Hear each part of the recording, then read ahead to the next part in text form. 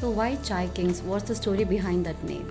Uh, See, obviously there are multiple options that we had. First thing was we had a thesis that the name of the brand has to reflect what it is, right? It has to talk about the product. So we wanted chai in the name. How important is social media in your success? See, I think it is very critical part to any business at this point, all right? Meaning social media influencers are part and parcel of the F&B industry now. So what advice do you want to give an youngster who wants to start a tea shop into a successful, sustainable business? See, not about a tea shop. I mean, it's not only about a tea shop. See, anybody who wants to start something, a lot of people come and talk to us and to understand what we've done and how they should approach. So we'll have a quick rapid fire question. Cutting chai or filter coffee? Cutting chai, always. So masala chai or ginger? Ginger. Okay. The city which you want to launch the next? Hyderabad. We're already there, but that's the most vibrant city for food, for at least. So we are launching it there. We were there last week. City is amazing. It's like Singapore. So yeah. Okay. So your favorite time of the day to sip a chai? Any time of the day. We have one in the morning, one in the afternoon, and one in the evening, and one in the night. Okay, cool. If Chai Kings were a movie, what would be the title of it? Chai Kings, yeah. Chai Kings, yeah. That's a perfect title, yeah. Okay, fine. Hi. They say big dreams start with small cups, and nothing proves that better than a humble tea shop turned empire, Chai Kings. Today we are spilling more than just chai. We are spilling the stories of hustle, hot brews, and how a cutting chai turned into a king-size business. So if you ever sipped a chai and thought even you should start a tea shop and make crores of money, guess what? Someone actually did it. And today we are going to find out how they stirred the perfect mix of business, branding, and masala. Welcome to this very special, very Kadak episode with the Kings of Chai. It's time to smile, inspire, and get some knowledge. Let's welcome Mr. Saddique, one of the co-founder of Chai Kings. Hi sir, welcome to Inspire Chennai. Thank you for having me here. So what inspired the birth of Chai Kings? It's a pretty long story. Prior to all this, me typically being from Chennai, I did engineering. Meaning myself and I have a co-partner as well, Balaji. We both did engineering. We both worked in IT for about 10-12 years, and then like everybody else, we wanted to come out and start something of our own. I'm just keeping the story short, but a lot of discussions between us. So you were college friends? No, we met at work. Okay. In 2000, yeah. In 2000 we met, and then by 6-7 years we have become very close friends, and then the discussion started. We should come out and start something, and then it evolved from there. And then one fine day we decided that we'll come out and start something of our own. But coming from a completely non-business family background and with no support, it was very difficult to come and start something, right? So we thought we'll start something on the franchisee side of the business, right? Because they give you a complete blueprint of how the business works. They teach you everything. So we thought we'll start there. So we started taking franchise units of Green Trends. Green Trends is one of larger salon chains in Chennai. We took one in 2012. By the time I had quit work, Balaji was still continuing to work. And then once we started that in April 2012, we figured out that it is easier than the work that we were doing, plus the potential is much more in terms of revenue income and all of that. So we decided that we'll take multiple outlets of Green Trends and some other franchises as well. So between 2012 and 2016, we had multiple businesses going for us. At one point in time, we had 5 salons, a Subway QSR, a pizza QSR, a Kulfi outlet, and back office operations like digital marketing company, medical transcription company, a labor manpower company in Dubai, multiple things. Whatever we came across, whatever we thought will work for us and we can manage, we just took it and ran it. God's grace, it was doing very well. We were earning well, 10 times of what we were earning in our corporate life and all of that. And that's when Subway had called for a all franchisee meeting. Not a meeting, it's a training. All franchisees have to go through one mandatory training, 14 days, and then you have to clear it to continue running your Subway outlet. Their idea is to equip the franchisee with complete knowledge of setting up the store and running it to profitability. So we went there, they taught us the first class was about how you mop the floor. And from there on, they teach you about how you make the sandwich, how do you select a new store, how do you launch a new product. All of this is not necessary for a franchisee, but it's a part of their curriculum. They teach all the franchisees about how you do all of this. So 14 days of training, when you come back, you're always energized. You wanted to come back and take a couple of more outlets of Subway and run it, right? That's the idea behind the entire training program. So when we were coming back, we were discussing. So now we understand, we've run all the business for about 4 years now. We also understand how to set it up, how to run it, how to launch new things and all of that. Why can't we try something of our own, right? We thought that's the next step for us. Though we were running multiple businesses, we were running or working for somebody else's, right, or building somebody else's dream, right? Green Trends is somebody else's baby, Subway is somebody else's baby. So we thought we should do something of our own. So we came out and we decided we'll start a brand. We started working on something very similar to Subway, a non-veg kebab style offering in a Subway kind of a setup. You can pick and choose the roti, the roll or something, and then the meat. But somewhere down the line, we thought it will not work out and we dropped it. Then we looked at cafes. We want to do something in the coffee space between a Madras coffee house and a cafe coffee day. We thought there are pluses and minuses in both the brands, and we thought we'll form something in between in terms of price, ambience and all of that. We formed a small team, started working on it.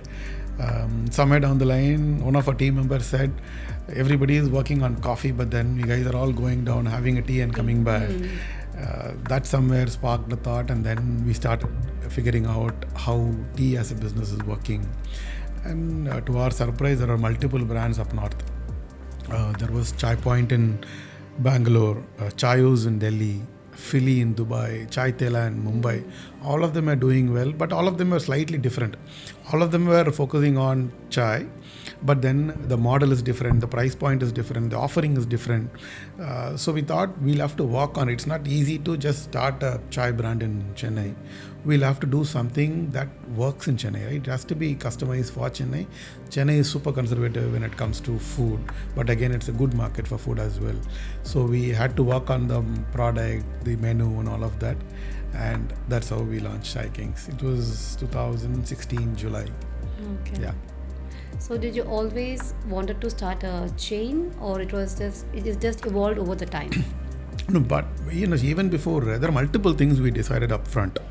By our knowledge, the knowledge we gathered from checking out Chai Point, Chayos, Philly and all of them. All of them are different models as well.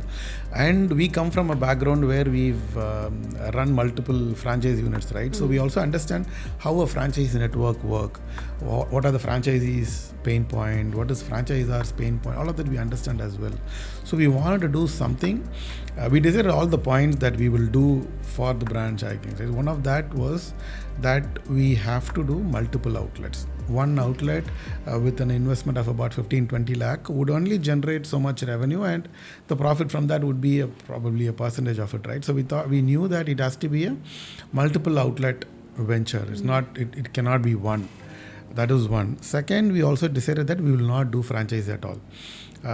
For a brand like Chai Kings, which is very new, and the concept being new as well, and the investment being very low at about 15-20 lakhs, we thought we might not be able to do well when it comes to when it is a franchisee run network. So that was something that we decided.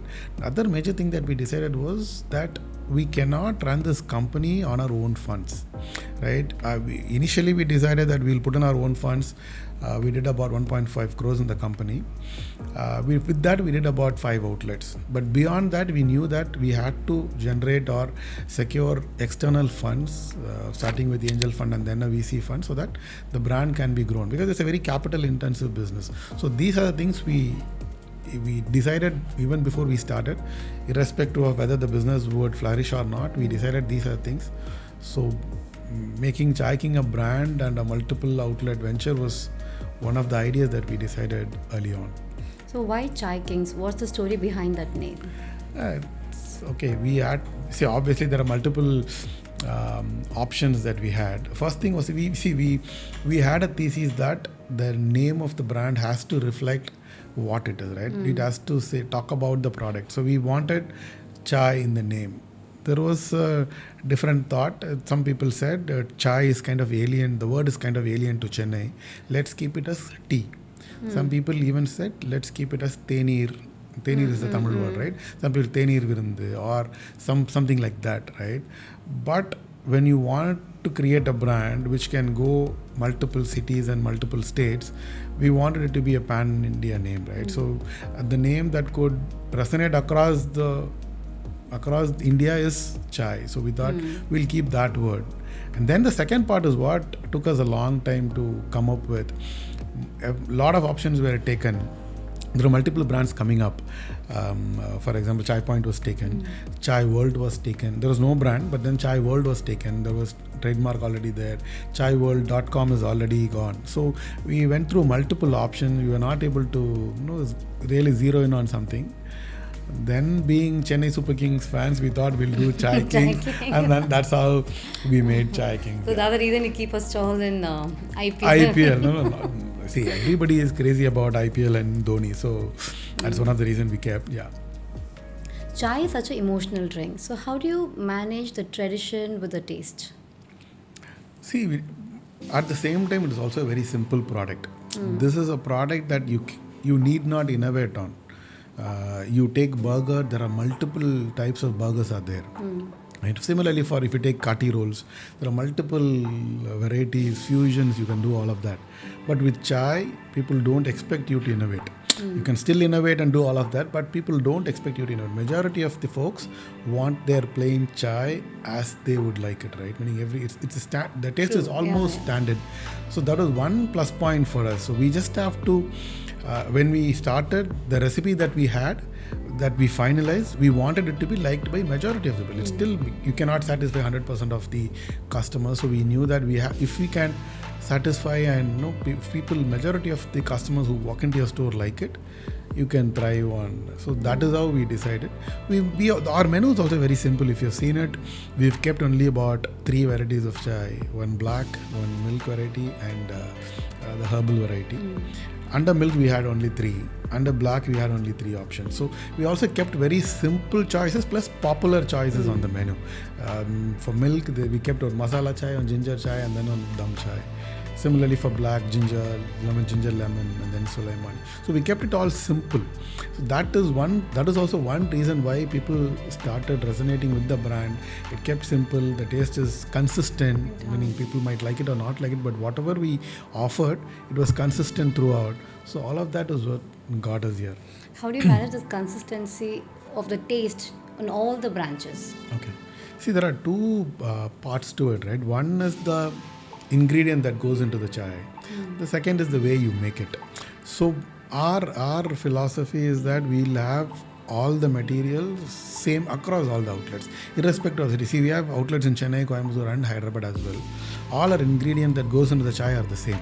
You don't change the ingredients because you are in a different city or a different state. So you do supply the we ingredients? supply, or we buy from the central vendor and send it to Hyderabad and Coimbatore and we use it. So the ingredient is kind of finalized. It doesn't change at all. From day one, it has not changed till now. Wherever we were buying tea powder from, we are still using the same tea powder, same ginger, same masala. We have not changed anything. So that's one part of it. Second part of it is the SOP that we have, the standard operating procedure. We knew when we started that we will not have a master, a chef kind of a concept, right? Because it's a very simple product.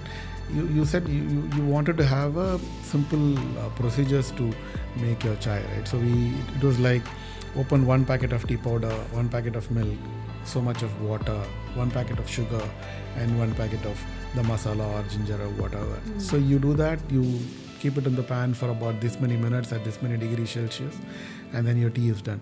So once you make that recipe kind of a standard operating procedure, the recipe, it doesn't change. Meaning people are trained and they do it day in and day out. It doesn't change at all. Yeah. So I think that's one reason why our consistency is same across outlets.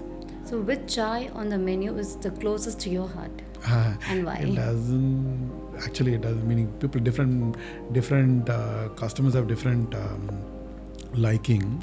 The best seller on the menu is ginger chai. And ginger chai is the best seller across India, not only for us, for all the brands that I mentioned. Everybody sells ginger chai the most. But there are, I mean, when I say the most, it's like 60%.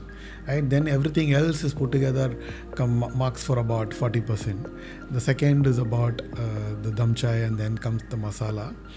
My favorite is dum chai, but but people, majority of the customers like ginger chai. Yeah. You have introduced a lot of new age, offerings like bubble tea, snack combos. How do you come up with all this? See, the market tells you that. When we started 2016, we never had coffee on the menu. Everybody was surprised because coffee and Chennai, meaning it's like people think Chennai is the coffee capital, right? Even when I go north and tell people that we run a Chai King brand in Chennai, they always ask, how chai in Chennai? Filter So coffee. yeah, people always think that we are fond of filter coffee, right? So from in that situation, we never had coffee in our menu because we wanted to tell people that this is a chai only outlet, and we wanted to promote it that way.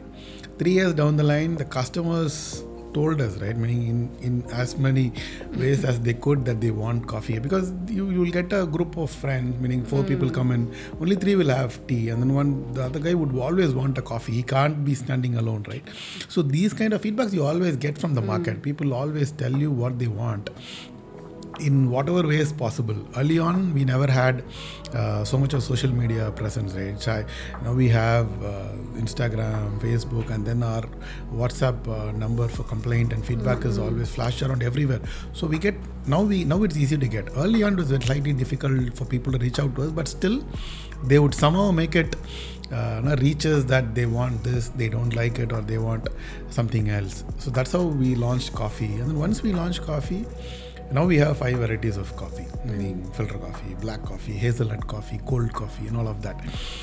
So now coffee is about 20% of our overall sale, meaning only if you take beverages, it's 60-80% chai and 20% coffee.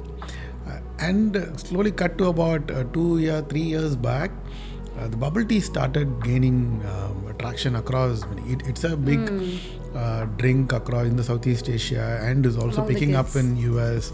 It is a big drink in even London, all of the Canada and all of that. But it was always not at par in Chennai. There are a lot of failed bubble tea brands in Chennai, which I think, in my opinion, they started a little early.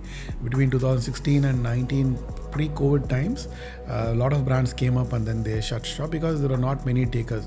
But soon after COVID, because of the lot of Korean cereals and all of that, people were introduced to bubble chai and started liking it. There are not many brands in Chennai that offers bubble tea, and we also thought with our Youngsters love bubble tea. bubble tea, meaning it's heavily priced and it's a big drink as well. 300 ml is 350 ml is I think is the least size. 500 ml is the best seller. So when people started liking it, we also thought we have the footprint, right? We had 50 stores in Chennai, and nobody has that kind of a footprint where they are selling bubble tea. So we thought we should be able to do well, capture the market already we have the footprint. We just have to add the right product, and that's how we launched it. It is still slightly early. It is picking up. It's almost a year now since we launched. It is picking up. It's very, very difficult in terms of managing because we had to import the product from Taiwan and Malaysia, but then worth the effort. Yeah. So, what was the weirdest, customer feedback, or the most potential, customer feedback you ever got? Oh, see, it is. I am not able to single out anything right now, but day in and day out, feedback is the meaning. That's the way of life, right? Like you mentioned earlier, coffee was one of the feedbacks. Those are the feedbacks in terms of product, what they want, and stuff like that. There is one continuous feedback we got from a customer who's a regular customer. 2016 we opened, from day one till about 2017 mid, about 8-9 months. Consistently he gave a feedback that the the tea is very hot and he's not able to hold the cup. Meaning we give it in a glass. So we told him that you can pick it up in a paper cup.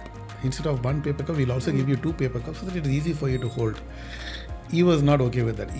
There is always a little bit of taste difference in glass cup and a paper cup. Some people like it, some people don't like it. He said, no, I only want glass cup, but I want a handle in the glass cup. I don't know how many times I spoken to him. I told him it's not possible. We can't change it and all of that. But one fine day, I called him to the office and told him, what is your problem? Why are you continuously bombarding us with the same thing? And then he genuinely said, I'm not able, meaning I at least drink 2-3 teas a day and I'm not able to hold the cup. We spoke to him, we liked him, he liked us, so we hired him. So he is working for us since that day, and he is managing our complete supply chain. Did you keep the handle in the cup or no, not yet.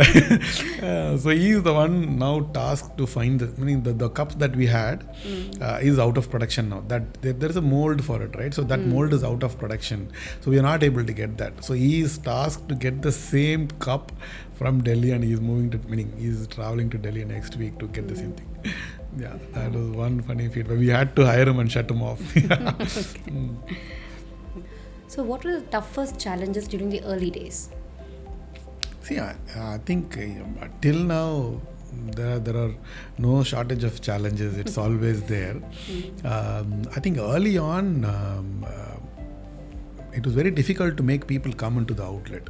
Right? When we started, there are a lot of things that we did. Consciously we did. We kept the white background for the stores. We knew that it will get dirty sooner. And it is also very difficult to maintain. So we kept the backgrounds white. Our logo itself is green and white. So we did that. And then all the staff, uniform, all of that is very common. We kept a POS billing system where the customers have to go in and punch their bill and then get the product and all of that. See, all of that kind of slightly alienated the customer. They thought, with all of this, they thought the tea should be about $40 or $50. People are not ready at that point. At that point, the roadside tea stalls were selling for 8 rupees and we were selling it for about 20. So customers thought this is definitely more. So we will not step in. Right? There are many things that we did. One thing we did not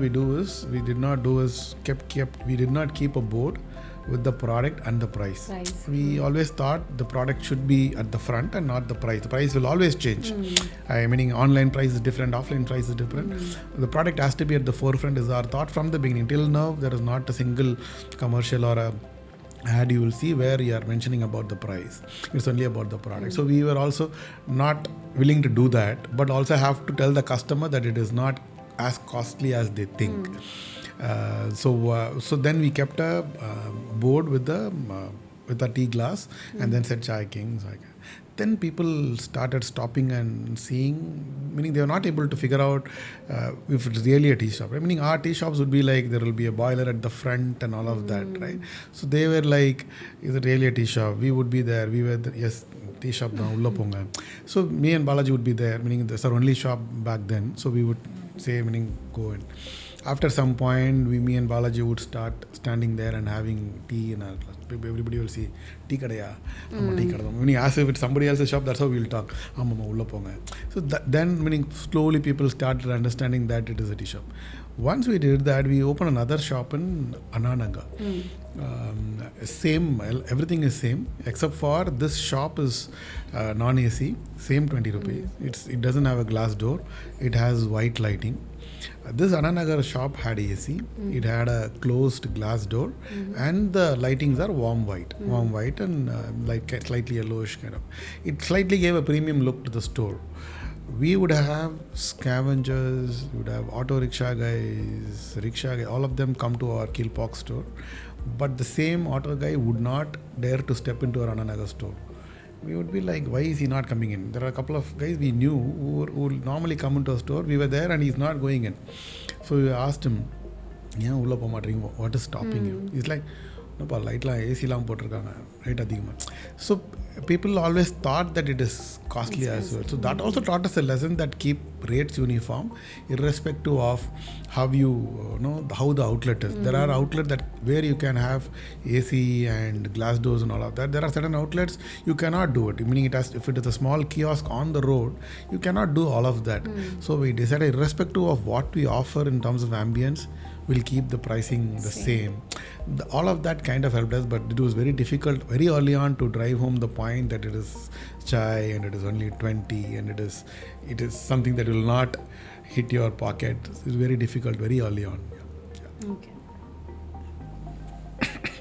So how did you adapt during the COVID? Okay, COVID was a completely different animal altogether. 2020 March, right? So I think in terms of our revenue, we were doing approximately about 2 crores a month. We were just coming up. We had raised a round in 2019 September. We had cash in the bank. We were expanding. We were trying to go to Hyderabad, Coimbatore, and all of that. So we went to Coimbatore. We opened 4 stores. And then we drove back to Chennai. Me and Bala drove back to Chennai. The next day it was lockdown. Lockdown was announced. So that was a huge shock for us. Meaning we didn't even see. We have not seen a pandemic before, right? So we were completely shocked on what will happen.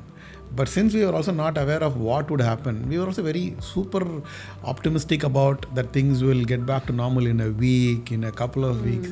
So every week we and Balaji would be discussing that it cannot stay like this forever. How can the world be shut, right? So we always thought it will come back next week, April, May, June, but it kept moving on and on, right? Meaning it never actually came up for at least about a year. But 2-3 months down the line, we figured out this is going to be the way of life.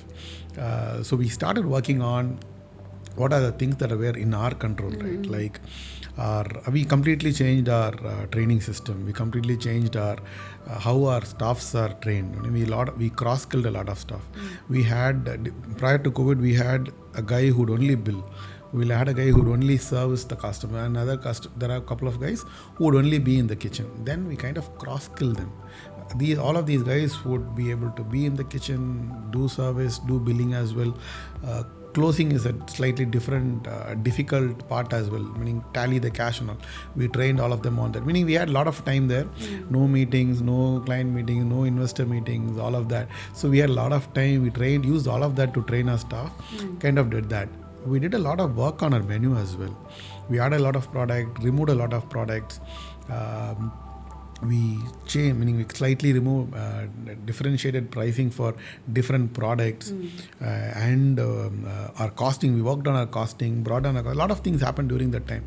It was a very difficult period, but at the same time, that dullness also gave us a lot of time to work on the entire menu and all of that, and kind of helped us stay afloat. Only because of COVID, I think our entire attention turned towards profitability and wanting to make the company profitable and stay afloat. If not for COVID, we would have still gone behind number of stores, expansion, top line and all of that. Still looked at profitability, but that would not have been our priority. We would have only looked at how big we would become and how much revenue we can generate and all of that. And I think COVID was very tough initially, but it drained a lot of money because you had to pay the staff and rentals and all of that. But it also taught us a very good lesson and also gave us a lot of time to revamp our entire thing. We called it Chai Kings 2.0 after that, and then till now we are profitable. Okay. How do you compete with both roadside tea shops and expensive cafes? Okay, there is no competition here, to be frank. All of us are in different segments altogether. To give you an understanding, there are about 8, 9, 10 Starbucks are here. Premium tea cafes, I don't know who are all there. Maybe a couple of tea trails or maybe, I don't know. Okay. But on the other hand, if you look at the roadside tea stalls, when we started in 2016, we did a market research and figured out there are about 15,000 tea stalls in Chennai. When we did a year back in 2024 April, there were about 25,000 tea stalls in Chennai. So compared to this and compared to that, we have 50 outlets. and similar brands like us all put together would be another 30, 40. So we are about 100. Organized tea chains are about 100. Roadside tea stalls are about 25,000. And the premium cafes are about 1, 2, 3, 4 max, right? So there is no competition here. The segments are completely different. But our business is towards how do we move customers from the roadside tea stalls to us. Yeah, our business has two components, right? One is online, other one is offline. How do I stay relevant on the online market? You see, if you're walking on the road, you have a choice between Chai Kings and another company. You will always, meaning a lot of things would dictate where you go, right? Which side of the road you are on, which brand you like, and your experience and all of that. But when you are on your app at your home, everything is the same. Everything is in the same distance to you. It is reachable for you, and then there are a lot of other factors come into play. How presentable you are, how the packaging, your pricing, your discounts, your how visible you are, your ratings, and how well you handle customer complaints. All of that come into this thing. So ours is definitely not a competition within these segments, but then the competition is in us to ensure that we stay relevant for the customers so that they move from the roadside tea stalls to us, and we are also on the top on the online game is kind of changing everything altogether. There are less margins, but there is a lot more revenue there. So that's what we are concentrating, not looking at competing with these two groups and making it work. Okay. Yeah. How important is social media in your success? See, I think it is very critical part to any business at this point, all right? Meaning social media influencers are part and parcel of the F&B industry now. But for us, this all started even way back then. Right? So for us, there is no call to action there. You put up an ad, the customer can see an ad. From there on, he doesn't come to us, meaning there is no way that he can order from the Instagram app to order a chai from us, or he can go figure out which outlet and all of that. It's very difficult. It is only a tool for us to let the customer know that there is a brand and what all we do and what do we relate to, what is important for us, those kind of stuff. There are multiple factors that we need to attend to, like what we stand for, our products, what is the ambience that we give, what is our focus on quality or customer complaints, or all of that, right? So it is very difficult to condense all of these messages into social media post or a platform, but then that is what we use that for. We don't use that to increase our business or improve our business. We've never looked at that tool as that to improve our business at all. It is only to educate the customer about us, about the brand, and what we do and what we stand for. I think that has worked out well for us so far. Yeah. Okay. So, what advice do you want to give a youngster who wants to start a tea shop into a sustainable business? See, not about a tea shop. I mean, it's not only about a tea shop. See, anybody who wants to start something, meaning a lot of people come and talk to us and to understand what we've done and how they should approach a business and all that. For anybody, for all of them, what I would suggest is, see, you'll have to look at the idea first, right? You have to either make something more accessible or make it more cheaper, or you make it really good, right? You cannot change the way people function, or you cannot change the way market works, right? So all of that is fine. Meaning for a market like which was very virgin, Swiggy and Zomato came in and completely changed it. That takes a lot of effort, a lot of capital to change all of that. If you're looking at starting something, I'd always tell them the purpose of the brand has to be to either make it easier for people, or make it accessible for people, or make it cheaper for people. Once you decide that, also the idea has to be very simple, right? And another point is execution. So you take an idea which is very simple, and then you execute it really well. That's the recipe for success. You can also take a very complex idea, but then if you don't execute it really well, or if you execute it really well, that will also become very well. So you have to really think upon what is your idea and what is your plan for execution. So that is what will help you move to the next level. Any business, any sector for that matter, execution should be your key, and that's what I would say. Yeah. Okay. So how do you build how to build a strong team and how to keep them motivated? See, motivation, there are multiple ways to motivate people, right? It is not something that anybody does anything new. There are a lot of people who spend more on the team. There are a lot of people who treat them well. There are multiple ways to do it. I think we need to keep it very simple. Your expectations should be right, and your expectations should also be communicated. And then you pay them well, pay on time, treat them well, respect them. I think that's what motivates them, right? Meaning, plus there should be a sense of belonging in the team. You do all of this right, I think they'll develop that sense of belonging. Everybody should start feeling that Jai King is their own brand, and that's how I think you bring people up. Yeah. So you have recently secured a funding from a tea manufacturing brand, AVG. So can you just tell us more about it? See, we've been, like I said, even when we started, even before we started, we decided that we'll only go the funding route because it's a very capital intensive business. When we started 2016, we did a small infusion ourselves, myself and Balaji. And then in 2018 and 19, Chennai Angels came on board. So they totally invested about 9.5 crores in the company. With that only we came up to about 40-45 stores. But since then, once COVID hit, everything became difficult. Interest in the QSR sector, interest in the chai retail cafe, all of that went down for the investors. So at that point, we were also thinking, what do we do? See, once we have come the investment route, it's very difficult to change your route and use your own fund or get debt funding. All of that will not help you grow into a bigger brand. You can sustain, but you cannot expand and grow.